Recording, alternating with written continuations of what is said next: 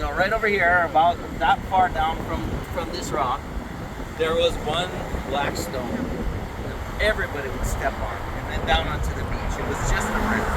It was not as low as it is today. Of course, when that happened, it was like a giant rivulet right here pouring down. And towards dark, there were 8-foot deep rivulets going across the sand, cutting down deeper than we'd ever seen. So from the road to go out to where that last stone is, you go straight down another couple feet and you'll hit this cultural layer. Right underneath that very thick cultural layer, all knitted in it, was this very tightly wrapped burial.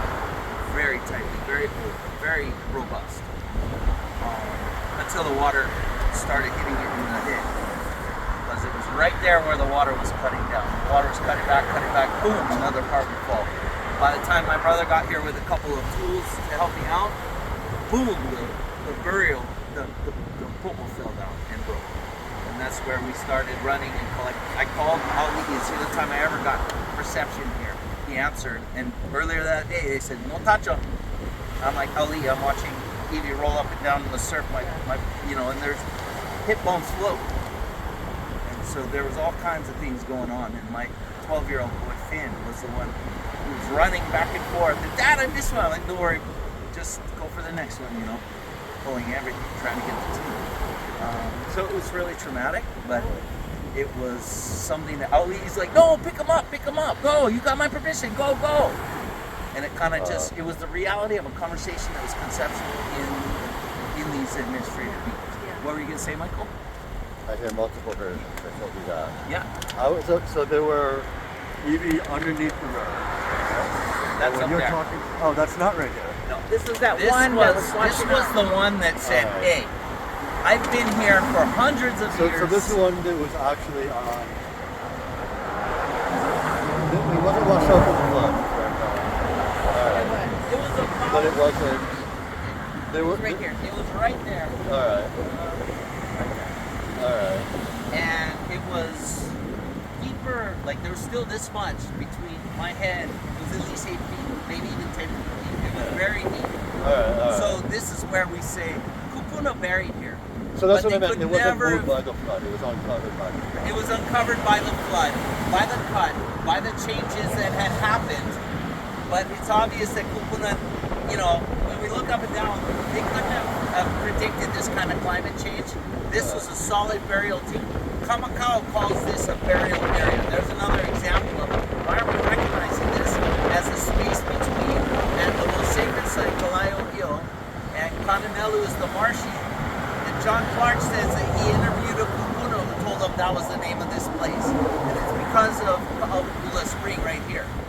If you turn around, you see those 2 coconut trees, and you see the set of caves going all the way up. That's Poliahu. Oh, no, Kalamine. Poliahu is our sweetheart around the Big Island.